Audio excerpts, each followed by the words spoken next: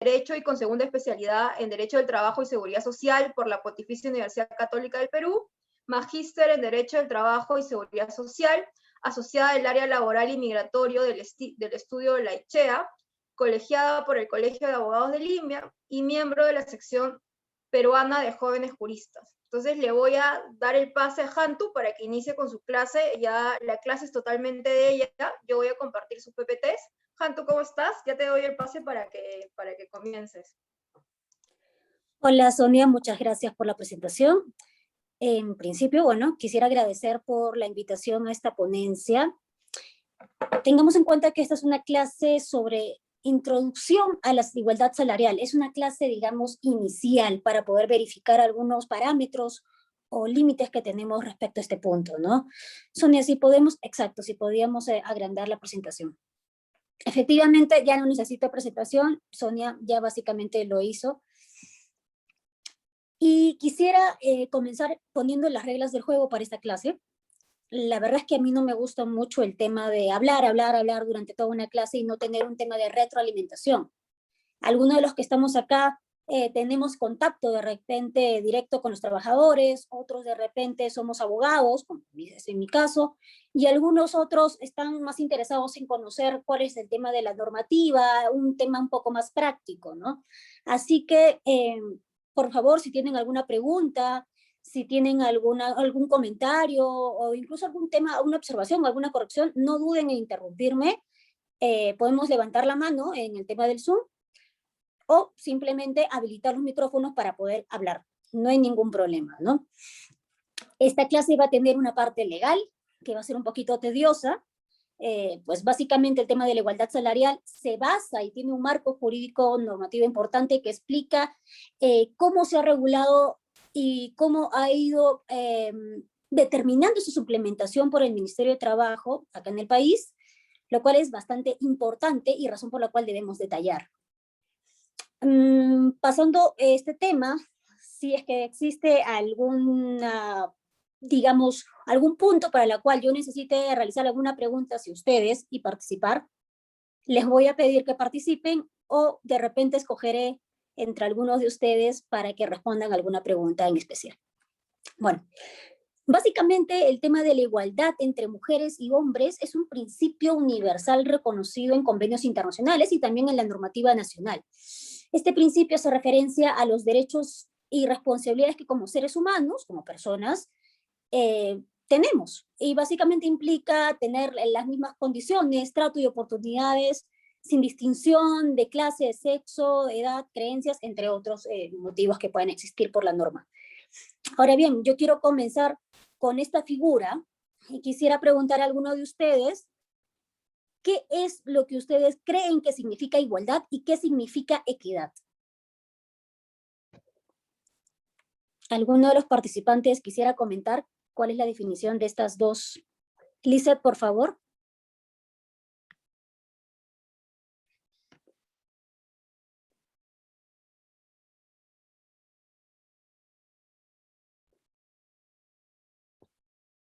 Sonia, ¿podemos darle paso a Lizeth? ¿Me escuchan ya? Comentar. Sí, sí, Lizeth, perfecto. Escuchamos. Ah, sí, muchas gracias. Sí, es que, ¿qué tal? Mucho gusto. Mi nombre es Lizeth, yo soy de Guatemala. Qué yo gusto. creo, gracias igualmente. Principalmente yo pienso que hay que empezar por entender que tanto hombres como mujeres, digamos que físicamente somos diferentes. O sea, tenemos diferencias y pues nos hacen formar parte de este mundo en donde nos equilibramos tanto hombres como mujeres. Sin embargo, aún con todas esas diferencias, lo que nosotros buscamos es que haya equidad, es decir, que tengamos acceso a los mismos derechos, que sean nuestros derechos igualmente respetados, que tengamos igualdad de oportunidades, entendiendo las diferencias que tenemos ambos géneros. Esa es como el concepto o la diferenciación que yo establezco con igualdad y con equidad. Perfecto, Lizeth. No necesito decir nada más. Esa es la definición de equidad, ¿no? ¿Cuál es el problema y razón por la cual nuestra legislación, por lo menos la peruana, utiliza normalmente el término de igualdad y no de equidad? El problema es que el término de equidad recién se está viniendo siendo utilizado y recién se está desarrollando. Igualdad ya es un término que hemos tenido anteriormente, incluso se encuentra consagrado en la Constitución Política del Perú, ¿no? Pero básicamente debemos tomar en cuenta a la igualdad como un tema de igualdad de oportunidades, acceso a las oportunidades, igualdad en el trato, sin distinción, exactamente lo que dijo Lisette, ¿no? Vamos a verificar cuál es el estado situacional que tenemos a la fecha en aras de verificar este tema de la igualdad o en realidad un tema de equidad, lo cual nos ayudará a pasar luego a especificar qué es igualdad salarial acá en el país, ¿no? En los países en vías de desarrollo como el nuestro, como el Perú, por ejemplo, existe un estudio reciente del Instituto Nacional de Estadística e Informática, el INEI, que revela que el ingreso promedio de las mujeres representa solo el 67.4% en comparación con el ingreso promedio de varones, llegando a incrementarse hasta un 30% más en los estratos profesionales, bueno, aquellos puestos de trabajo de mayor responsabilidad. En términos más sencillos, el INEI señala que por cada sol que un hombre gana, una mujer recibe solo 74 céntimos. La siguiente diapositiva, por favor, Sonia. Se demora un poco en cargar. No hay problema. Bueno, básicamente lo que vamos a poder verificar es un avance paulatino de lo que es esta brecha de desigualdad salarial, ¿no? Tengamos, por ejemplo, en un estudio realizado en el 2018, un hombre en el sector privado ganaba más o menos en promedio 1.716 soles. No obstante, una mujer ganaba 1.307 soles, lo cual hacía una brecha salarial de 23.8% respecto a la remuneración que percibía un hombre, ¿no? Siguiente diapositiva, por favor. Ahora, y teniendo en cuenta que estamos en estos momentos en un estado especial por el tema del COVID, he decidido tomar en cuenta un periodo respecto al 2019 y del 2020. En estricto respecto del el segundo trimestre del año del 2020, abril, mayo, junio, en la cual se evidencian algunos rasgos sobre la tasa de actividad de hombres, la cual se ubica en el 54.7% y en las de las mujeres fue de 36.7%. Existe una reducción de esta tasa de actividad de 24.9% y de 28.4 puntos porcentuales a comparación del año 2019 respectivamente. Es decir, si bien el tema de igualdad salarial significa un tema de igualdad en ingresos, en un tema de una relación laboral, efectivamente para que exista ingresos necesitamos primero una relación laboral y por lo tanto necesitamos que exista una tasa de actividad laboral, ¿no? Aquí ya debemos tener en cuenta que ya existe una reducción o por lo menos existe una especie de disminución respecto de la tasa de actividad de los hombres y de las mujeres. Siguiente diapositiva, por favor. Y ahora, teniendo en cuenta esta disminución en la tasa de actividad de las mujeres respecto a los hombres, vamos a verificar que también existe unos nuevos datos estadísticos respecto al ingreso promedio de las mujeres como porcentaje respecto al ingreso de los hombres según los grupos de edad, ¿no? Respecto al total, tenemos que existe una brecha de género del 27.6% del total de lo que perciben los hombres como ingresos. Es decir, una mujer recibe solo el 72.4% del 100% que reciben como ingresos los hombres. Siguiente diapositiva, por favor. Y por último, respecto a los datos del trimestre de noviembre, diciembre del 2020 y de enero del 2021, se ha podido llegar a ciertas conclusiones. Existe una disminución del empleo adecuado del 23.6% en hombres, pero existe una disminución del empleo de 32.2% en mujeres. Por lo tanto, la tasa de desempleo de las mujeres es de 53.1% y el de los hombres es de 46.9%.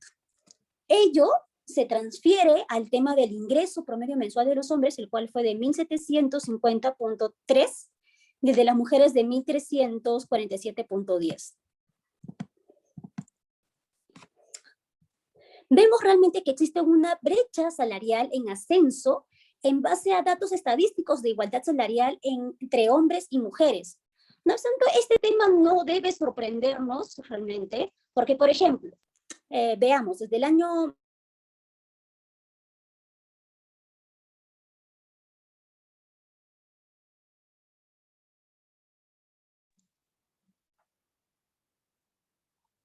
A veces pasan estas situaciones donde el internet falla un poquito. Hantu.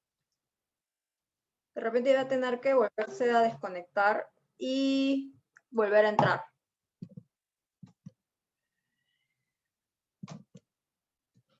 A ver, vamos a ponerle X a esto. A ver, le voy a escribir por mensaje.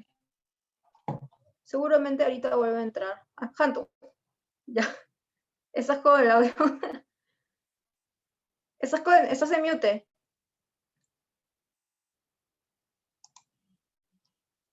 A ver, te voy a habilitar el... Listo, ¿me escuchan todos? Sí, sí se te escucha. Bueno, les comentaba que existían normativas que disminuían los derechos de las mujeres anteriormente acá en el país, ¿no?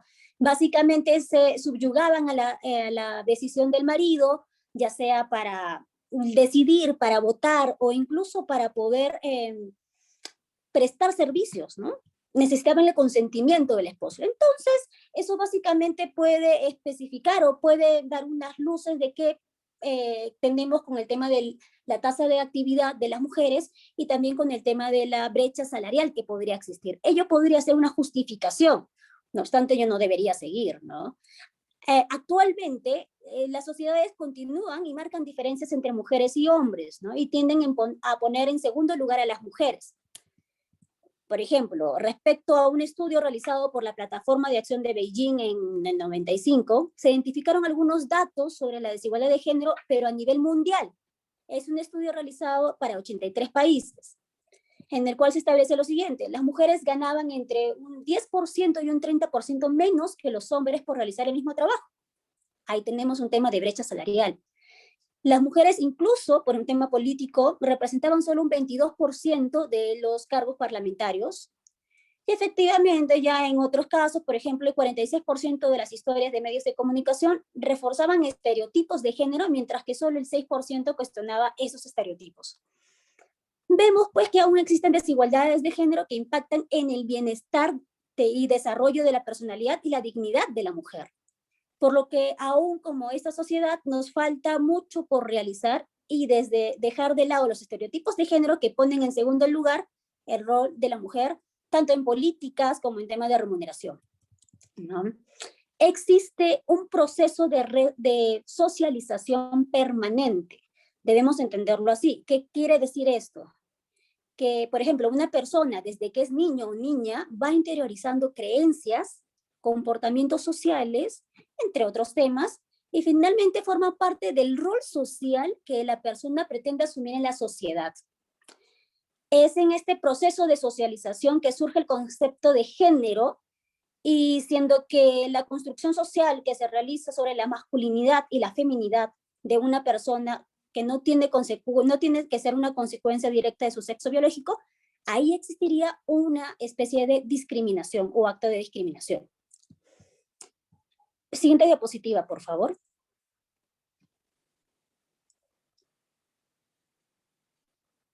Entonces, ¿qué tenemos en este tema? Tenemos una discriminación estructural, la cual conlleva con tres considerandos: patrones socioculturales discriminatorios, una asignación desigual de roles y las normas y cultura institucional que refuerzan la situación de inferioridad o subordinación de las mujeres, ¿no?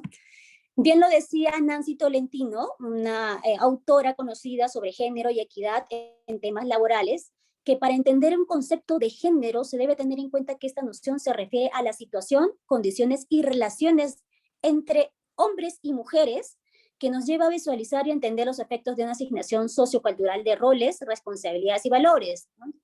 En sus condiciones de vida, sus oportunidades y sus posibilidades de realización personal.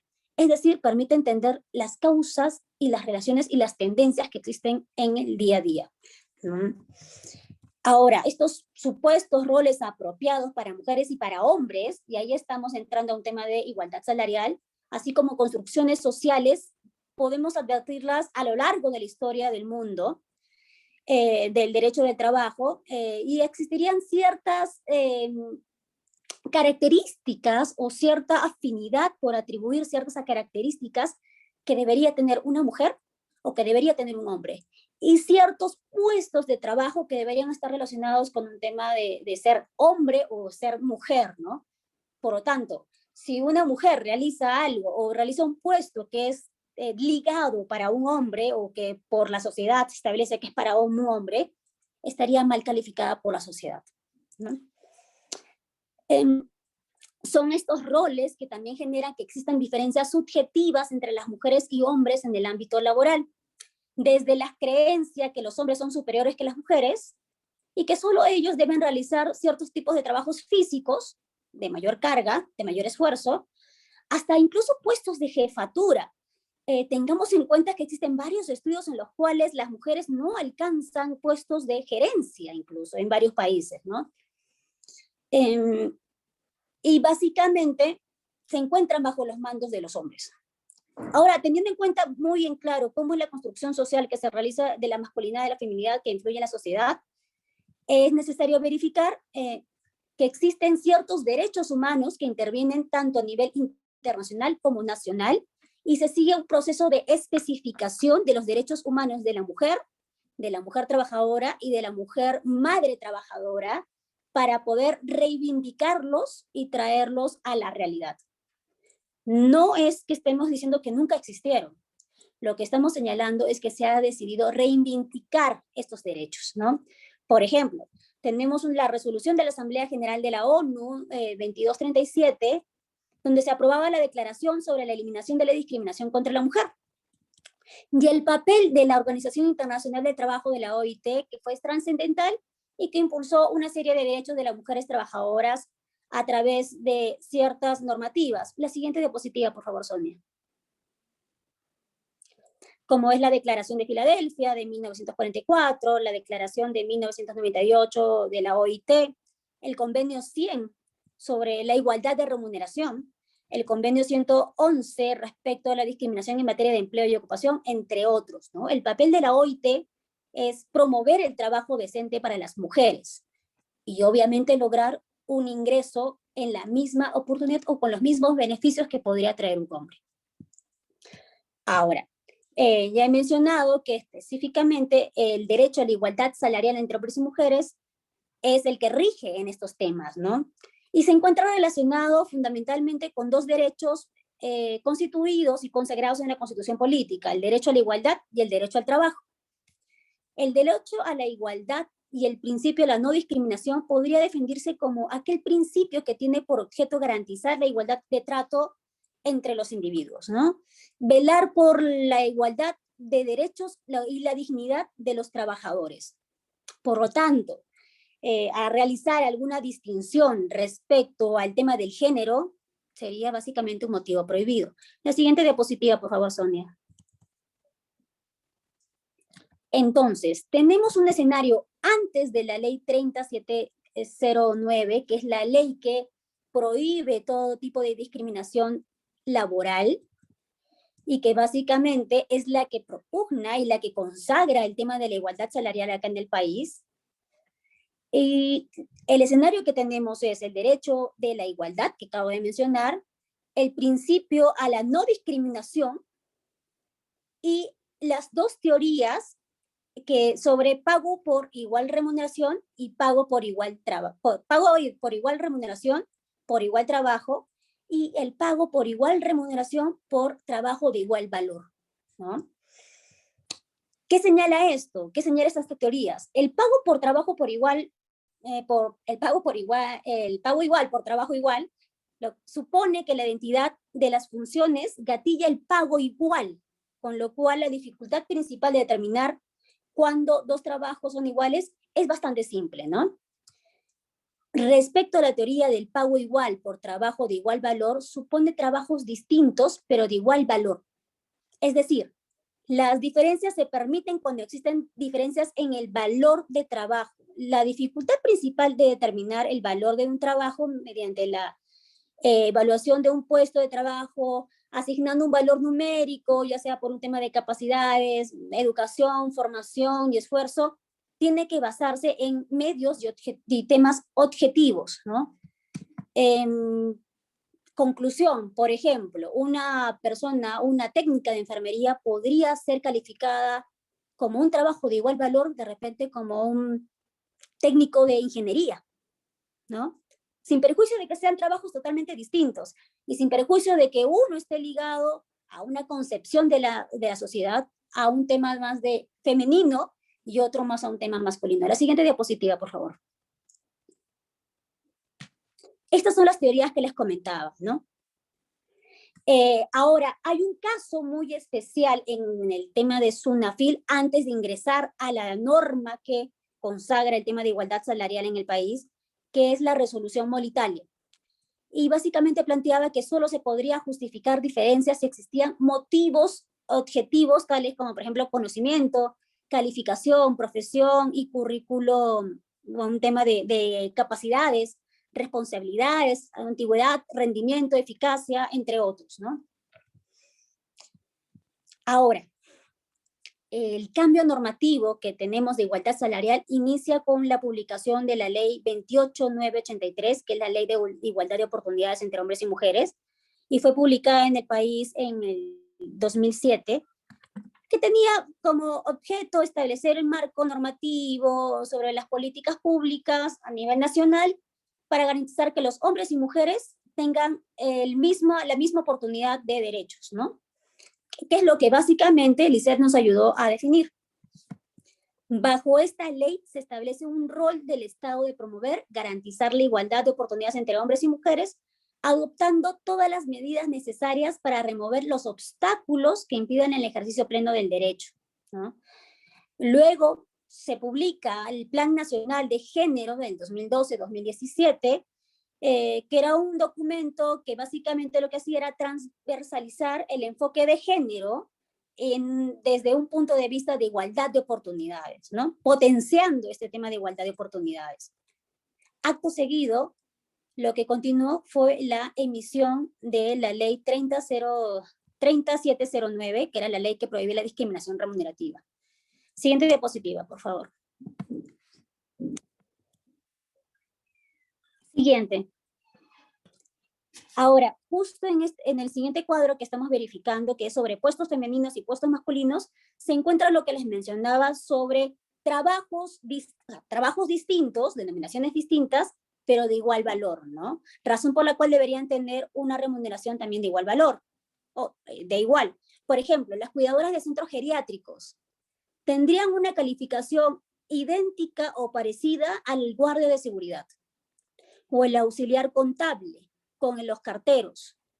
Auxiliar de vuelo se podría asemejar a lo que es un mecánico, las telefonistas o un conductor de camión, los asuntos sociales, que sería un asistente social, a un ingeniero. Pero ¿qué pasa? Nuestra sociedad, tal y como mencioné anteriormente, le brinda ciertos rasgos femeninos o masculinos a un puesto. Y eso también llega a considerarse como una determinación para poder brindar una mayor remuneración o menor. Normalmente el tema de una mayor remuneración está ligado a un puesto relacionado con un tema masculino, ¿no? Entonces, por favor, siguiente.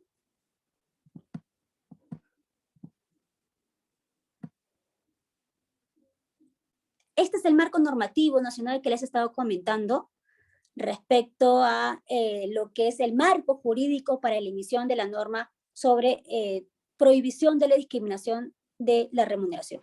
Siguiente, por favor. Y ahora entramos a un tema más práctico, afortunadamente.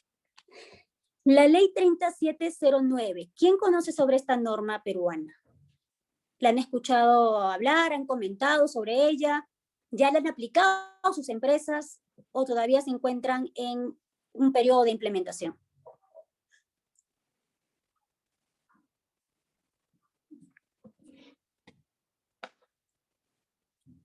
¿Alguno tiene conocimiento de la misma?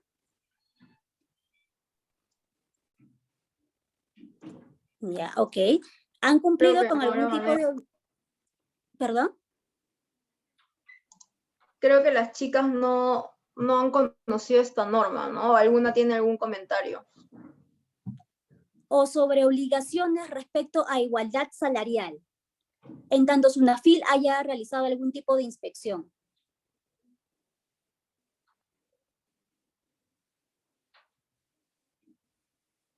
Bueno, a fines del 2017 se promulgó esta norma, que era la ley que prohibía la discriminación remunerativa entre hombres y mujeres, y básicamente lo que señala esta norma era la necesidad de determinar categorías, funciones y remuneraciones que permitían la ejecución del principio de igual remuneración por igual trabajo, pero también consagraban una nueva teoría, que es el pago igual por trabajo de igual valor.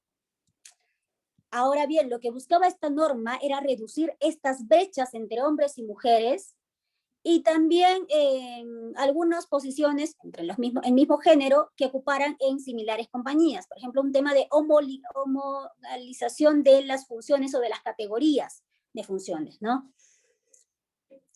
Se buscaba también un tema de formalización de empleos en el país, no obstante, no ha contado con una buena función de fiscalización de parte de la SUNAFIL y tampoco ha calado en un tema de conciencia o de sensibilidad respecto a los empleadores peruanos, ¿no?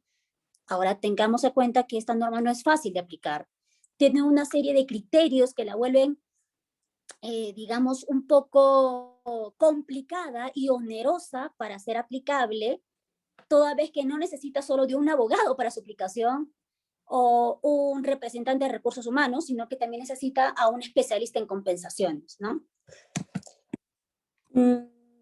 Bueno, además de esta ley, también se publicó el reglamento por el Decreto Supremo 002-2018-TR, y estas dos normas establecían las siguientes obligaciones. La obligación de categorizar los puestos de trabajo, mediante el cual se establecía que el empleador debía evaluar y agrupar los puestos de trabajo en cuadros de categoría, funciones, aplicando ciertos criterios objetivos en base a tareas que se realizan, a las aptitudes necesarias para realizarlas y a un perfil de puesto. La evaluación objetiva de los empleos se llevaría a cabo por medio de cualquier metodología que elija el empleador, mientras no exista una discriminación directa o indirecta por motivo de sexo. Estableciendo incluso un contenido mínimo de los cuadros de categoría de funciones, lo cual vamos a revisar más adelante. La implementación de los cuadros de categorías y funciones no podía implicar una rebaja de la remuneración. Se debía mantener el estándar mínimo. Una segunda obligación que trae consigo esta norma era la obligación de establecer categorías salariales o políticas remunerativas sin incurrir en alguna causal de discriminación directa o indirecta por motivo de sexo. En caso se alegara esta discriminación directa o indirecta por motivo de sexo, el empleador debería acreditar que los puestos de trabajo no eran iguales y no tenían el mismo valor, razón por la cual se realizaba una diferenciación, ¿no?, en el tema de la remuneración, del pago de la remuneración. Por excepción, los trabajadores pertenecientes a una misma categoría podían recibir remuneraciones diferentes cuando estas diferencias se encontraban justificadas en criterios objetivos como antigüedad, desempeño, de repente pertenecían a un sindicato y por lo tanto estaban dentro de una negociación colectiva, la escasez de oferta de mano de obra calificada para un puesto determinado, el costo de vida del país, del lugar o de la ciudad, la experiencia laboral, el perfil académico o educativo, el desempeño, el lugar de trabajo, entre otros. El empleador también podía optar por esquemas de remuneración variable, pero debería asegurarse que las condiciones establecidas para el otorgamiento de este tipo de remuneración debían ser objetivas y se debían sustentar en la necesidad económica. También podía incluir bandas salariales u otras formas de remuneración o de categorización de la remuneración de acuerdo a los criterios que considerara pertinentes para la consecución de sus fines. Ahora bien, el empleador debía cumplir con informar a sus trabajadores sobre esta política salarial, que es uno de los resultados del cumplimiento de las obligaciones promulgadas por la ley 30709, ¿no? Así como algunos criterios de evaluaciones para el desempeño y de otro tipo que tengan impacto sobre la remuneración. Para ello, se podían conducir reuniones informativas, individuales o colectivas, o enviar comunicaciones escritas con los detalles de la política, ¿no? Esta información debía proporcionarse al momento del ingreso del trabajador, cuando se produjera la modificación de la categoría ocupacional a la que pertenecía el trabajador en sí. Y cuando se efectúe una modificación del esquema de remuneración que les aplique según la política remunerativa, ¿no? No era necesario comunicar o informar sobre los montos de las remuneraciones que existían. Ahora bien, también existían criterios prohibidos de diferenciación en las remuneraciones. No se podía considerar como diferencias objetivas y razonables aquellas vinculadas directa o indirectamente con el embarazo, con la maternidad, con la paternidad, la lactancia, la responsabilidad familiares o ser víctima de violencia. Siguiente diapositiva.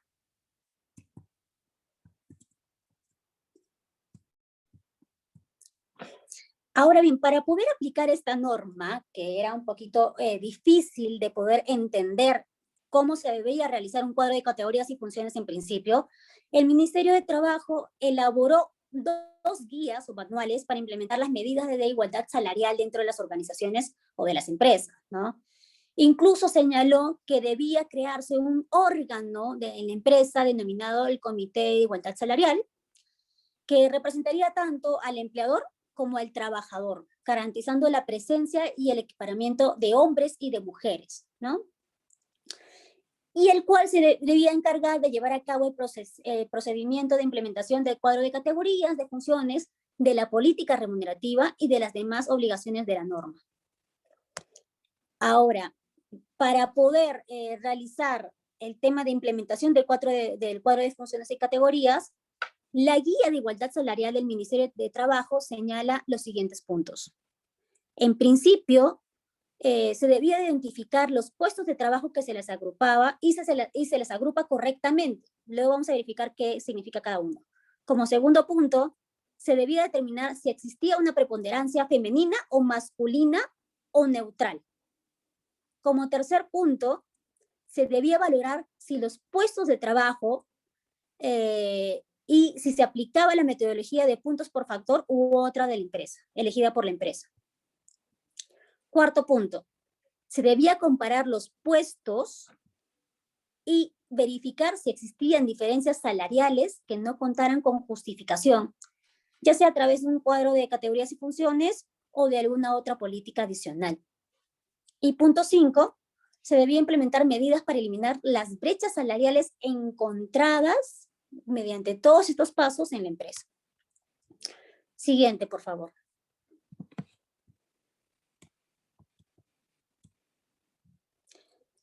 Ahora, sobre el primer punto, y para poder entender un poco más a qué se refiere el tema de identificar los puestos de trabajo, básicamente era identificar y agrupar correctamente puestos de trabajo dentro de la organización.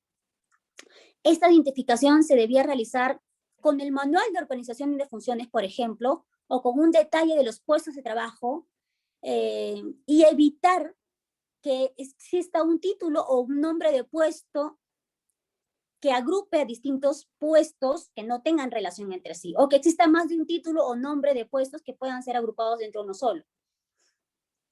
Entre otras palabras, por ejemplo, lo que debía preguntarse era, ¿estos puestos de trabajo tienen responsabilidades o funciones similares? O incluso, ¿hay más de un título o nombre o de puestos de trabajo que puedan ser agrupados dentro de uno solo? ¿Requiere de calificaciones o requisitos similares o parecidos? Se debía encontrar una similitud entre los mismos para agruparlos. Segundo punto. Siguiente, por favor. Para la determinación del género de los puestos o a cuál puesto está relacionado, existían 3 criterios, ¿no? Verificar el tema de porcentajes de hombres y mujeres en los puestos, revisar la evolución histórica del puesto y verificar los estereotipos vinculados al puesto, es decir, el género socialmente ligado o asignado al puesto de trabajo, ¿no? Tercer punto. Siguiente, por favor. Ahora, el tercer punto era respecto a la valorización de los puestos de trabajo. Que era el proceso de analizar y comparar el contenido de los puestos de trabajo para jerarquizarlos y que sirvan de base para la determinación final de un sistema de compensaciones. Como ya lo había mencionado antes, la implementación de los cuadros de categorías y funciones tiene que realizarse con el apoyo de un especialista en compensaciones.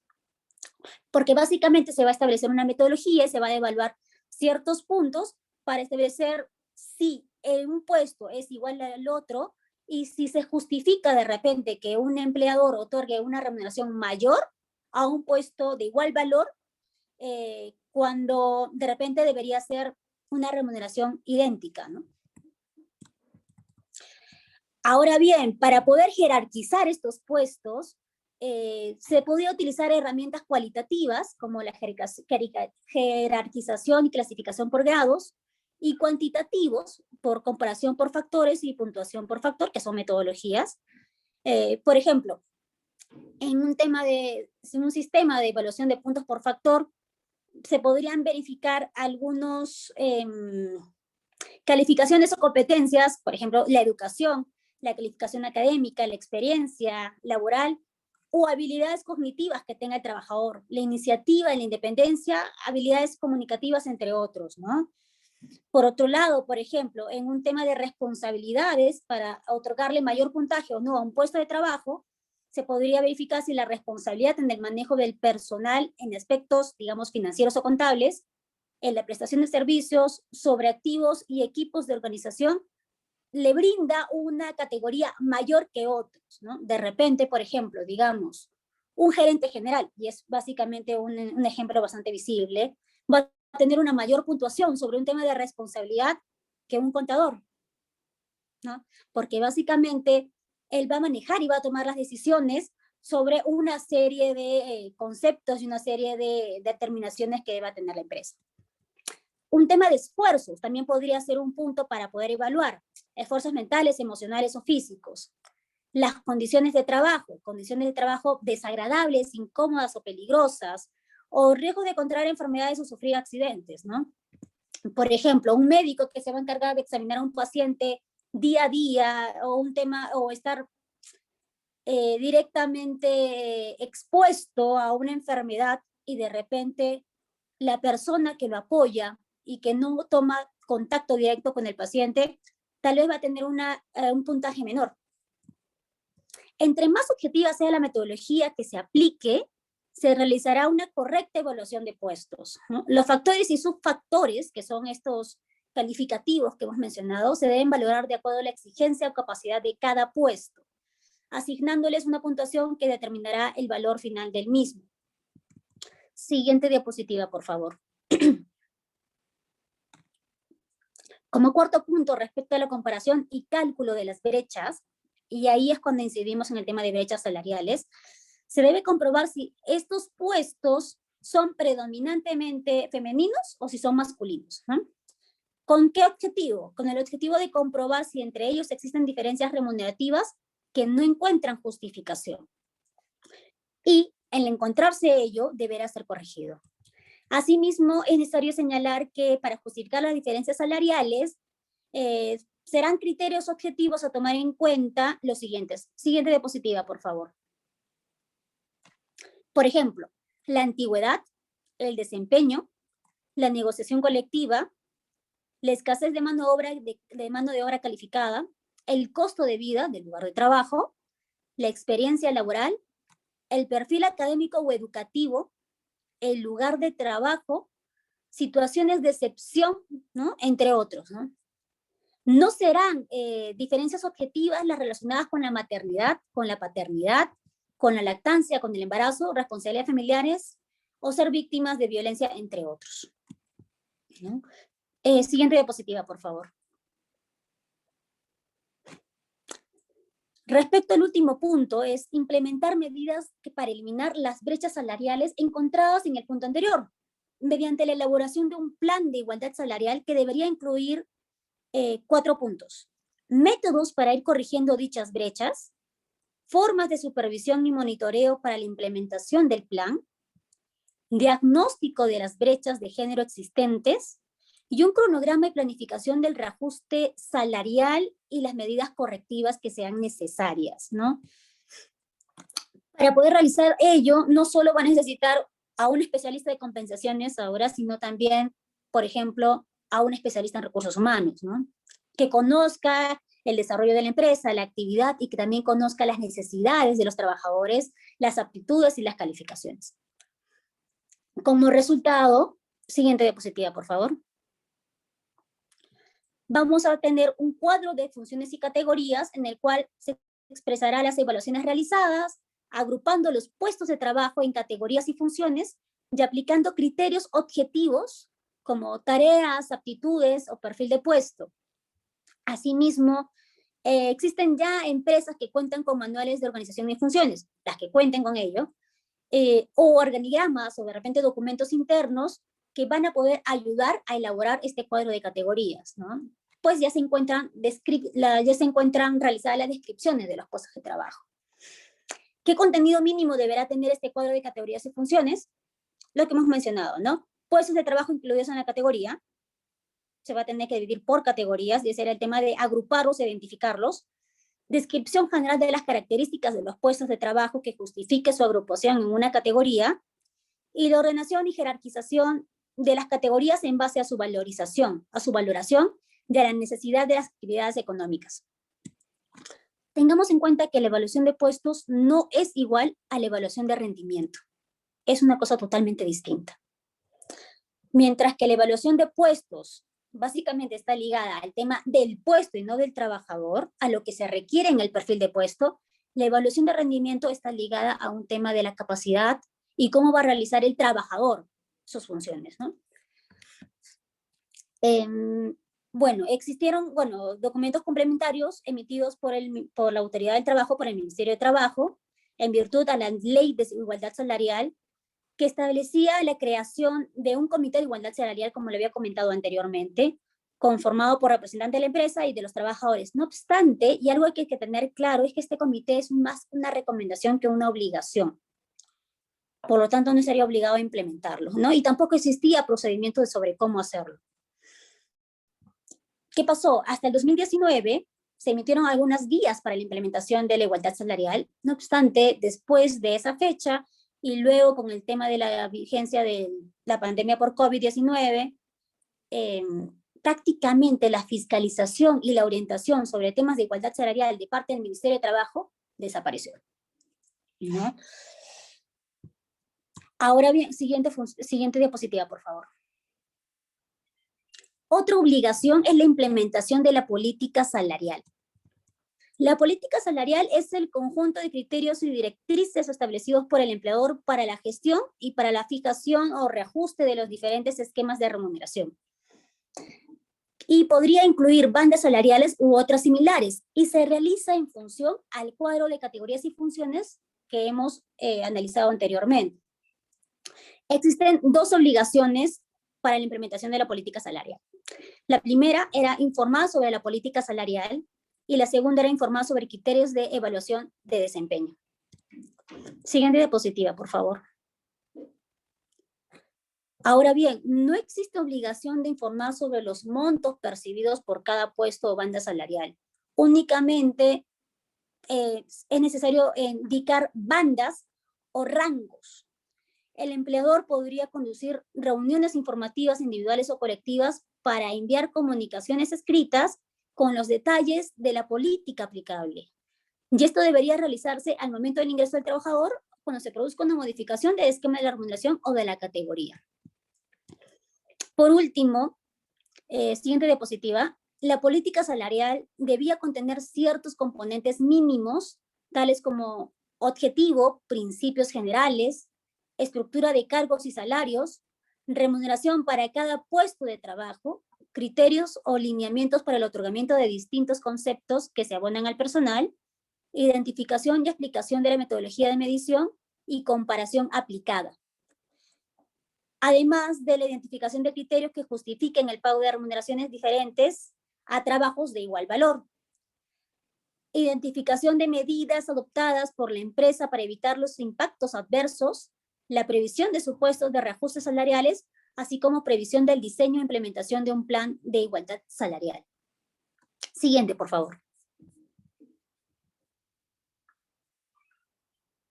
Siguiente. Ahora bien, como comentaba, estas son obligaciones que deben ser cumplidas por el empleador. Por lo tanto, la SUNAFIL como ente fiscalizador peruano, la Superintendencia Nacional de Fiscalización Laboral, supervisará si el empleador cumple o no cumple. A la fecha, y si mal no me equivoco, solo ha existido una fiscalización durante el 2020 en temas de igualdad salarial. Siguiente diapositiva, por favor. El incumplimiento de las obligaciones traerá consigo una serie de consecuencias para la empresa. Podría traer consecuencias administrativas para las cuales se pronunciará SUNAFIL imponiendo una multa o sanción respecto a los siguientes incumplimientos. Por no contar con un cuadro de categorías o con una política salarial, y su sanción sería ser calificada como una infracción muy grave, con una multa de hasta 45 UITs, es decir, la UIT tiene un valor de 4.300 soles, 4.400, y si hacemos el cálculo del valor de esta multa, con 45 UITs, más o menos saldría 198.000 soles. Esa sería la infracción máxima que podrían imponer por no contar con un cuadro de categorías o con una política salarial. Respecto a la obligación de al incumplimiento de no haber informado a los trabajadores acerca de la política salarial, también será calificada como una infracción muy grave y tendrá una multa de hasta 45 UITs, es decir, el mismo monto. Lo mismo pasará en tanto exista discriminación del trabajador en materia del empleo, remuneración, promoción. Y por último, sobre la discriminación en ofertas de empleo y durante la relación de trabajo. No obstante, este último incumplimiento será sancionado con hasta 3 UITs o con el cierre temporal hasta por 1 año. Se podría sustituir esta sanción de cierre por el doble de la multa si los efectos de cierre lo justifican. Además de las multas administrativas, el trabajador podría solicitar los reintegros, los intereses legales y daños y perjuicios por aquellas diferenciaciones salariales respecto a un puesto de igual valor al no haber contado con la misma remuneración que a su juicio le pertenece, ¿no? Obviamente este reintegro va a tener incidencia en los beneficios sociales y por lo tanto va a ser una suma bastante alta que tendría que pagar el empleador. Este reclamo se realizaría ante el Poder Judicial o incluso podría realizarse ante la autoridad del trabajo, la cual solicitará, mediante un requerimiento al empleador, el cumplimiento del pago del mismo, ¿no? Y por último, es necesario verificar también un tema penal. De acuerdo al Código Penal, el artículo 23, la discriminación e incitación a la discriminación es un delito. Por lo tanto, discriminar en temas de igualdad salarial también podría tener connotaciones penales, ¿no? Siguiente, por favor. Ahora bien, las obligaciones respecto a estas normas ya se encuentran vigentes.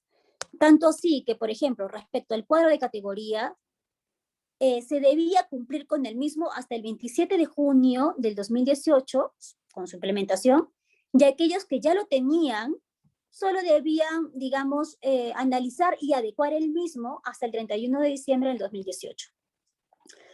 Respecto a la política remunerativa, es fiscalizada desde julio del 2019 para una empresa grande, normal, y para la micro y pequeña empresa, la fiscalización comenzó a partir de diciembre del 2019. Es decir, a la fecha, estas obligaciones sobre igualdad salarial, cómo se han materializado en nuestro país, ya se encuentran vigentes y deberían encontrarse implementadas en cada empresa. Caso contrario, podrían ser objeto de multas, de sanciones o incluso de un tema penal. Siguiente, por favor. ¿Cuál es la respuesta? La respuesta a esta necesidad de implementar es efectivamente establecer un comité de igualdad salarial en tanto la empresa crea conveniente y crea que ello va a ayudar a la implementación de otras medidas de igualdad salarial, reestructurar el cuadro de categorías y funciones o crearlo en tanto este no exista, elaborar políticas salariales justas y eliminar las brechas salariales que tanto hemos mencionado durante la presente ponencia. Muchas gracias. Ahora quisiera verificar si tienen algunas preguntas sobre el tema que acabo de mencionar. Perfecto, Janto, buena exposición. Voy a dejar de compartir para un poquito conversar con los chicos si es que tuvieran alguna pregunta.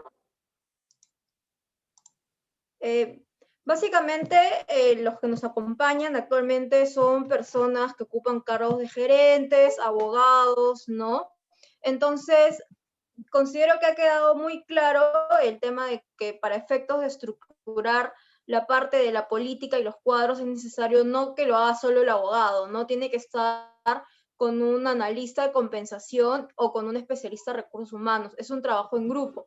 Ahora, he visto que muchos de los chicos que están acá también tienen un comité de diversidad e inclusión dentro de sus empresas, ¿no? Y a partir de ahí están viendo mecanismos de poder hacer los cuadros, entre otras cosas. Entonces, básicamente para poder generar un poco de debate, en caso existiera algún comentario de algunos, ¿cómo podríamos hacer que estos cuadros, muy aparte de que son técnicos, ¿no?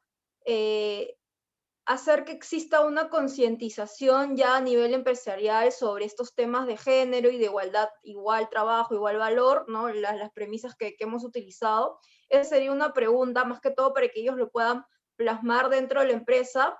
Y lo otro también sería ver cada cuánto tiempo se tendría que hacer esta reevaluación, ¿no? Porque en un momento se tiene una estructura y luego puede ser que de la nada dentro de un área creen otro puesto, ¿no? Creen otro puesto X y te mueve toda la estructura, ¿no? Ha pasado, justo comentaban los chicos dentro de los grupos también, que en las fiscalizaciones que han tenido, porque también vimos una parte de discriminación, en las fiscalizaciones que han tenido se ha hecho eso, ¿no? O sea, justo por el mercado vino otro puesto, ¿no? Vino otro puesto dentro de la empresa y ese puesto ganaba más, ¿no? Por ejemplo, todos eran analistas de calidad, pero este puesto que lo trajeron de la competencia les pagaba más que a todos, entonces todos reclamaron y ahí como que pusieron un tema de mercado, ¿no? Como que sí era viable, pero Sunafil inspeccionó y no le pareció, ¿no? De que alguien que venga de afuera gane más, ¿no? Entonces, más o menos, esos son los tipos de preguntas que yo puedo advertir un poquito de lo que también estuvimos conversando. Si es que alguno quisiera hacer alguna otra pregunta, yo creo que ha quedado todo bien claro. Si alguno tuviera alguna otra pregunta, también lo puede hacer. Acá Ricardo nos está poniendo excelente exposición, Hantu, todo muy claro. Entonces, Hantu, no sé qué piensas sobre ese tema, ¿no? A ver, en principio respecto a Sunafil, ahí hay que tener una cosa muy clara. Sunafil no tiene especialistas en esta materia, ¿no? Básicamente lo que hace Sunafil es verificar documentos formales y en base a ello te exige condiciones o te exige, digamos, la creación de un puesto o de repente te exige el pago de este otro, pero no logra establecer de manera objetiva si hay una diferencia o no hay una diferencia entre los puestos, hay un tema de ingresos que se han realizado o que se han otorgado en base a un tema discriminatorio, ¿no? No cuenta con esa facultad o con esa capacidad aún. Pero por otro lado, tengamos en cuenta que simplemente es una entidad del Estado que verifica el comportamiento formal del empleador en temas laborales. Habría que entenderlo un poco así. Ahora bien, me dices que existen algunos comités de diversidad. Estos comités de diversidad efectivamente pueden ayudar un montón a un tema de sensibilización en un tema de centro de trabajo para imponer o para poder sensibilizar a los demás trabajadores sobre la igualdad salarial pero también debería existir un tema respecto a los empleadores. Tengamos en cuenta que quien va a implementar todas estas obligaciones no es tanto el trabajador, es más el empleador, ¿no? Pero implementar todo este tema, todas estas obligaciones de trabajo, todas estas obligaciones de igualdad salarial, va a imponer un gran costo. ¿Qué se estaba haciendo anteriormente, antes de pandemia, en el 2019? SUNAFIL estaba brindando capacitaciones sobre igualdad salarial. Brindó un periodo de gracia para realizar funciones de orientación a los empleadores para posteriormente fiscalizar el cumplimiento de la obligación. Esto no es algo normal. Ya pasó lo mismo con temas de seguridad y salud en el trabajo, ¿no? Primero existió una función orientadora y luego un tema de fiscalización. Pero pasaron cosas contrarias, diversas, como un tema de pandemia, por lo cual se acabaron y tampoco es posible verificar un montón o verificar constantemente el tema de igualdad salarial por parte de SUNAFIL. Ahora bien, ¿me decías que existía un tema de diferenciación en remuneraciones? ¿O cómo debíamos hacer este tema de evaluación constante? Sí, es válido. Sí, la evaluación Efectivamente, periódica, ¿no? la evaluación tiene que ser periódica. ¿Con qué periodicidad? Va a depender de cada empresa. Por ejemplo, si hay una creación de un nuevo puesto que te va a mover todas las bandas salariales y la estructura y el tema de la jerarquización de puestos, e incluso la categorización, vas a tener que hacerlo en ese momento, ¿no? O, por ejemplo, podrías hacerlo anual. ¿Por qué? Porque también existen, en función al mercado, algunos incrementos salariales, ¿no? O, por ejemplo, también puede existir una negociación colectiva, que va a ser un criterio objetivo para la diferenciación de la remuneración, pero aún así va a incidir en otros puestos de trabajo.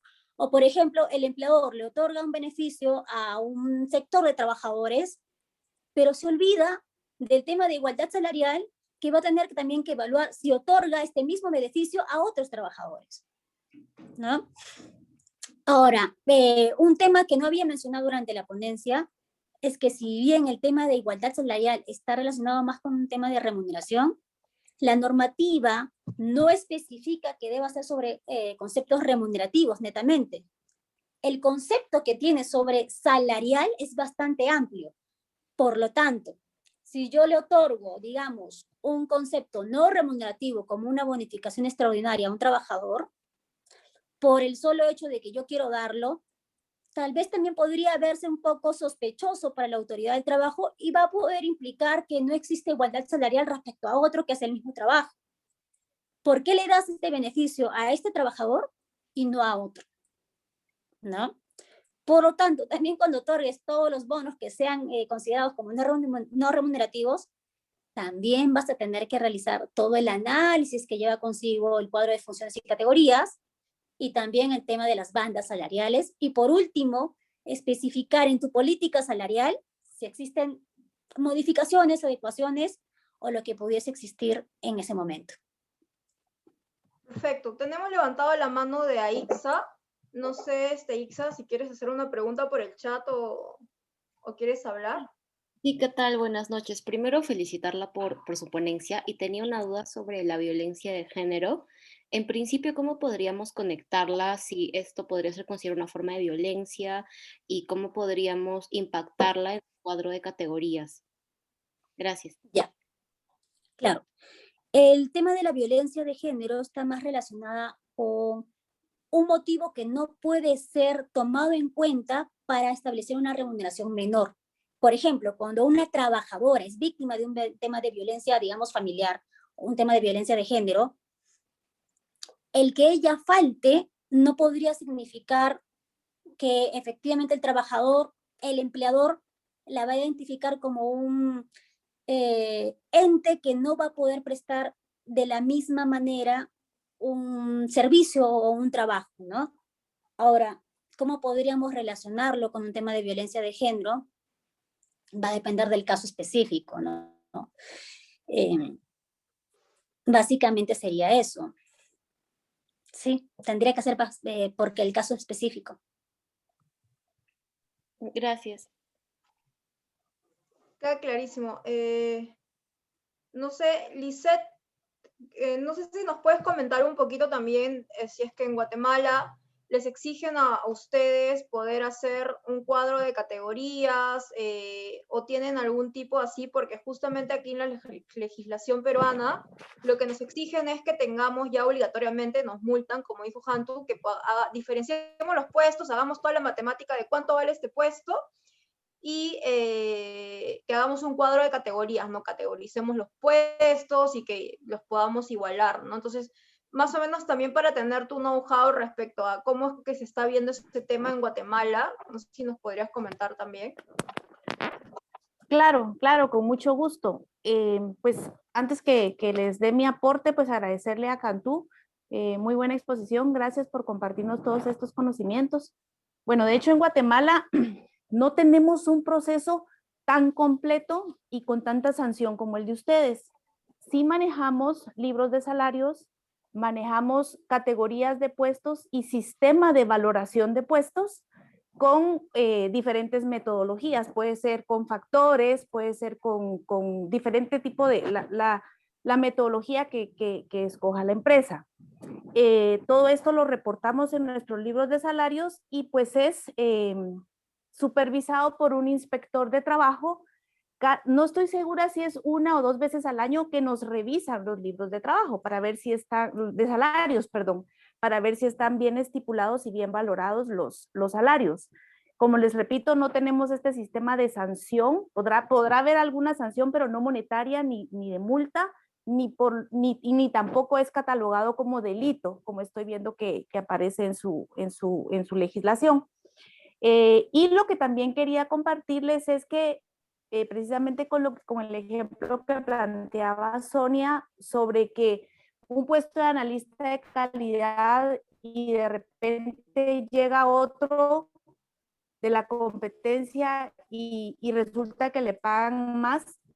Lo que nosotros manejamos en las empresas y en base a esa encuesta salarial se hacen escalas salariales, de tal manera que los puestos que tengan el mismo valor o por lo menos la misma categoría en las empresas se estén pagando de maneras similares, de tal manera que no haya una como que una empresa vaya a llevarse a todos los analistas de calidad porque ahí le va a pagar más. Por ejemplo, hablemos de un banco que utiliza gestores telefónicos de cobro.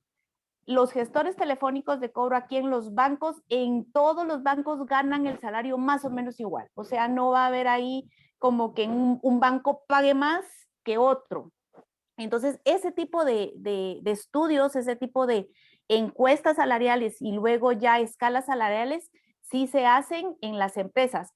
A veces lo hacen con el grupo interno de recursos humanos que se encarga de hacer eso, pero es más aconsejable hacerlo outsourcing, o sea, contratar una empresa que lo haga de fuera, porque esta empresa tiene el conocimiento de los precios en el mercado, o más bien dicho, no precios, perdón, de los salarios en el mercado que se están pagando a empleados de las categorías iguales o similares. Entonces, ellos ya pueden presentar una escala salarial en donde le dicen, miren, en el mercado, volvemos a hablar del giro de negocio del banco, a los gestores de cobro telefónico se les están pagando esto, entonces esto es lo que nosotros podemos implementar aquí en su banco, ¿verdad? Entonces, eso es lo que se maneja acá en Guatemala.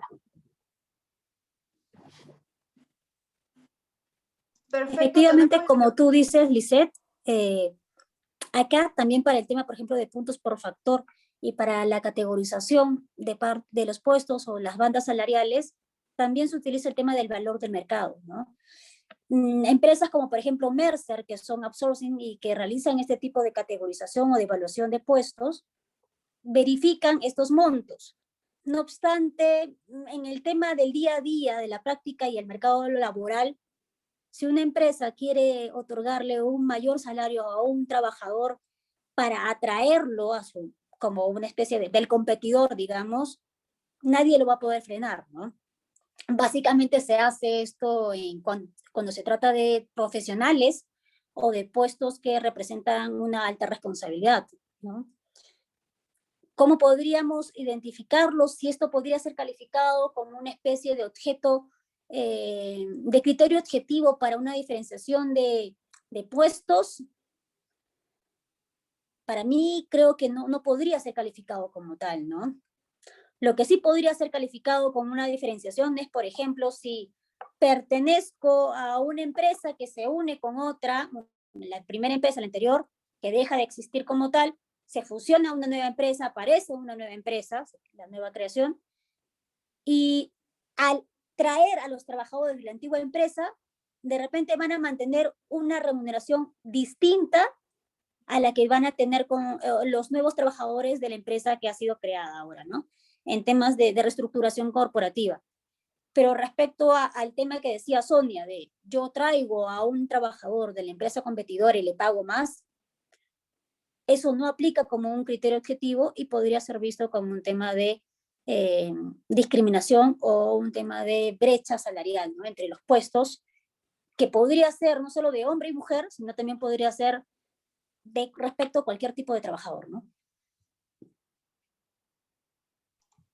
Perfecto, Jantu. Queda muy claro la retroalimentación que nos ha hecho también Lisette sobre cómo es que se legisla ahí, ¿no? Y tenemos la mano levantada de Fiorella también. Fiorella, si puedes prender tu audio para que hagas tu pregunta. Sí, buenas noches. Mi pregunta sería si la existencia de antecedentes disciplinarios puede ser considerado como criterio para el cuadro de categorías. O sea, mayormente vemos que se genera eventualmente brechas salariales entre trabajadores que probablemente hagan las mismas funciones.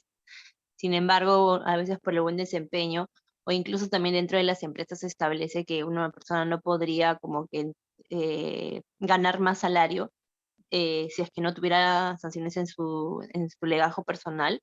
Entonces, mi pregunta sería en eso, ¿no? Si es que la existencia de antecedentes se podría considerar como criterio para el cuadro de categorías y para poder establecer, por ejemplo, niveles de un mismo cargo, ¿no? Gracias. A ver, sin perjuicio de que eso pase en la práctica, porque sí conozco algunas empresas que hacen ese tema, que lo utilizan como un criterio para determinar la remuneración. Tengamos en cuenta que el tema de cuadro de categorías y funciones se realiza en función al puesto.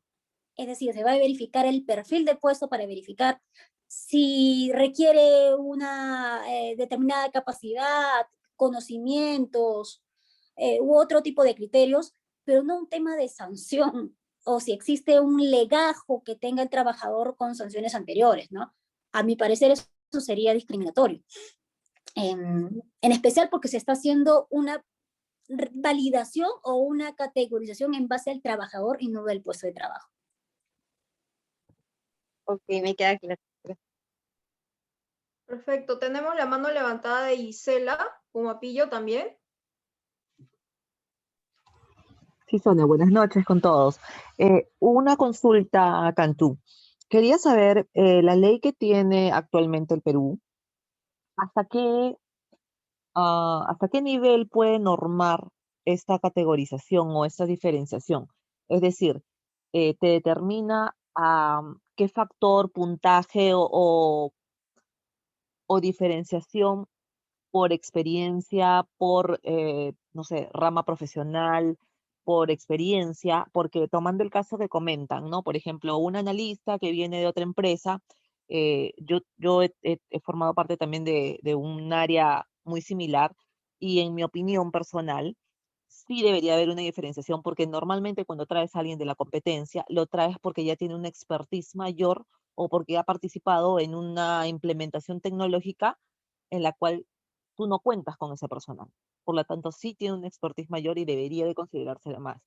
Claro, se debería de generar una categoría diferenciada para que no ocurra este problema de que los analistas actuales puedan quejarse. Pero ¿hasta qué nivel la entidad, o el SUNAFIL, puede validar esa diferenciación dentro de nuestra categorización? Ok. Primero, respecto a lo que has mencionado sobre el tema de traer a un analista de otra empresa, una competidora, básicamente no lo estás haciendo respecto al origen de dónde viene, sino básicamente a un tema de especialización o porque tiene una capacidad adicional. Eso es un criterio objetivo para establecer una diferenciación en el tema de remuneración. Correcto, Si sería lo pones expertise. como por expertise, exacto. Entonces ahí no habría problema, sí vas a poder establecer diferenciación. No es que vas a tener que crear una categoría distinta, simplemente ese trabajador va a ganar distinto que lo regular, ¿no? Que lo normal. Ahora bien, lo que me indica sobre qué tanto poder tiene o hasta dónde va el límite de SUNAFIL para establecer cómo debe ir el tema de cuadro de categorías y funciones, no lo he establecido. No existe reglamentación respecto a eso y era lo que se esperaba después de la implementación de las guías del Ministerio de Trabajo y Promoción del Empleo, ¿no? Quedó, digamos, en suspenso. Y es por eso que existen empresas especializadas en este campo que han como reemplazado al Ministerio de Trabajo brindando sus propias metodologías. Es más, lo que te dice el ministerio es que se ofrezca una metodología y lo único que te solicita es que sea objetiva. Nada más. No te pide nada más. Por lo tanto, lo que está haciendo SUNAFIL es dejar digamos, al criterio del empleador qué metodología voy a utilizar, qué criterios voy a utilizar, qué nivel para cada punto voy a utilizar. Y de repente un fiscalizador que cree que tiene el conocimiento necesario y de repente no lo tiene, o de repente sí, puede decir que la metodología que ha utilizado la empresa no es objetiva. No hay bases, no hay criterios y no hay lineamientos. Esperamos realmente que SUNAFIL o que el Ministerio de Trabajo se pronuncie sobre este tema y se pueda reglamentar o terminar de reglamentar un tema que a la fecha está en silencio, ¿no? De acuerdo. Una pregunta adicional. Sí, claro. Por el lado ya uno como trabajador, no viendo la parte de como empresa que norma, sino como trabajador. Uno ingresa o llega a una empresa y se implementa este sistema. Tengo entendido de que la empresa tiene que poner en conocimiento de los trabajadores los rangos para que cada uno pueda hacer el seguimiento a su crecimiento también y a su política, validar que la política salarial que se le aplica sea la correcta. Pero cuando uno llega, por ejemplo, a una nueva empresa, a un nuevo lugar, ¿hay alguna definición dentro de la norma donde diga, ni bien ingresas en la inducción, te tienen que enseñar, por reglamento tiene que estar? ¿Uno puede comparar la política salarial de una empresa versus otra similar también? A ver, deberían hacerlo desde el inicio de la relación laboral, en principio, para que tú tengas las reglas claras de cómo te van a pagar, de cómo va a ser el tema del crecimiento o de los puestos a los cuales tú podrías acceder, ¿no? Es información que va a estar a disposición del trabajador. Debería estar a disposición del empleador, del trabajador. Ahora bien, ya me olvidé la siguiente pregunta. Si ¿Podrías uno puede repetirla, por favor? si uno puede hacer la comparación con otras empresas, con Ok, el sistema de otras empresas similares o del mismo rango, ¿no? Por ejemplo, empresas de entre sí, claro. 1000 y 4000 personas o entre 100 y 200. Bueno, dependiendo de las características de la empresa, el empleador tendría que escoger una metodología que se ajuste a ella, ¿no? De repente la metodología que utiliza una empresa más grande no te va a aplicar a ti que eres una empresa más pequeña o por el tema de la actividad, entre otras variables. Pero el trabajador estaría en su derecho en comparar estas metodologías, estos criterios, ¿no? Y si a su juicio es, digamos, demasiado subjetiva, podría acudir al ministerio o a SUNAFIL y solicitar una inspección del trabajo, ¿no? Señalando que no existen criterios objetivos, que existe un tema de discriminación, que hay un tema de brecha salarial, entre otras cosas. Bueno, pero sería Básicamente queda muy a juicio del subjetivo, trabajador. claro, muy subjetivo. No está normado totalmente a ese nivel tampoco en la ley, ¿no? Así es. De acuerdo. Gracias. Y creo que tenemos una última pregunta de Ricardo. Usualmente Ricardo tiene el audio mal conectado, no puede hablar, pero nos ha puesto por chat una consulta. SUNAFIL podría sancionar a una empresa por el hecho que no esté de acuerdo con la política de equidad salarial, es decir, la autoridad puede sancionar a una empresa por el hecho de no, o sea, no tener la política, ¿no? Es lo que prácticamente está preguntando. ¿Qué pasa si una empresa no tiene la política y si es que podría haber algún tipo de sanción, ¿no? Efectivamente, sí, podría haber una sanción de hasta 45 UITs, dependiendo de la cantidad de trabajadores que existen en la empresa. Y básicamente, si no tienes la política salarial, vas a tener una infracción, ¿no? Como empleador. Pero si no te agrada la política salarial, y ahí está el problema, porque tú crees que es subjetiva, va a depender de la evaluación que haga el inspector. Y era lo mismo que conversábamos en la pregunta anterior, ¿no? ¿Cuáles son los criterios que va a tomar SUNAFIL para identificar si es subjetiva u objetiva? A la fecha no se sabe. Pero si el empleador logra demostrar que es objetiva o que tiene una metodología que ha comunicado a los trabajadores y que ha sido aprobada y que cuenta con criterios y respaldo y argumentos, podría pasar este examen, ¿no? Y tal vez no aplicaría la multa. Perfecto, Hantu. Creo que ya ha quedado muy claro todo el tema de los cuadros, de la política. Ya cualquier cosa, los chicos, yo les voy a pasar tu correo si es que tuvieran alguna otra pregunta adicional. De hecho, que esto está siendo grabado por End2End. Hay chicos también que son de los grupos, que también participan, que no necesariamente han podido asistir el día de hoy, pero van a estar viendo la grabación. Entonces, los chicos que no han podido asistir el día de hoy por ahí van a querer hacerte alguna pregunta adicional y todo eso ya seguramente me van a pedir tu LinkedIn para que puedan contactar contigo.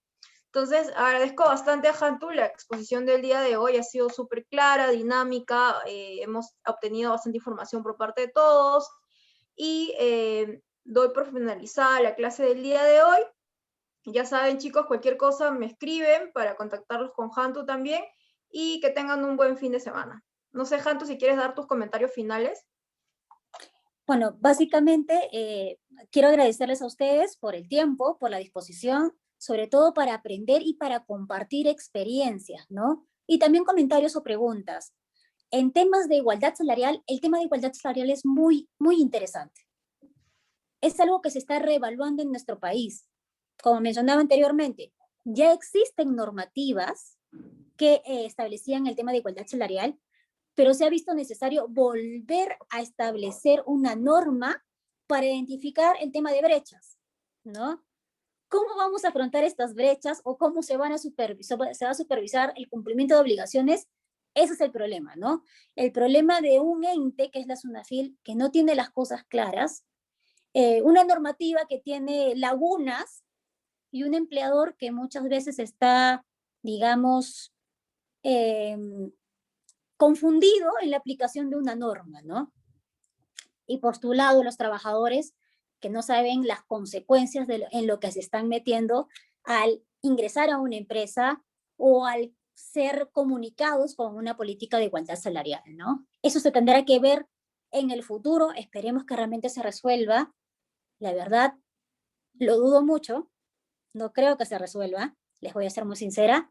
Ya existen algunos ejemplos de normativas que no han podido tener las cosas sumamente claras, y lo que se ha optado es por lo que las empresas especializadas, por ejemplo, como algunas auditoras o algunos grupos especializados, se mencionaba que había un tema de outsourcing de empresas, puedan brindar como una especie de feedback para el establecimiento de los criterios, ¿no?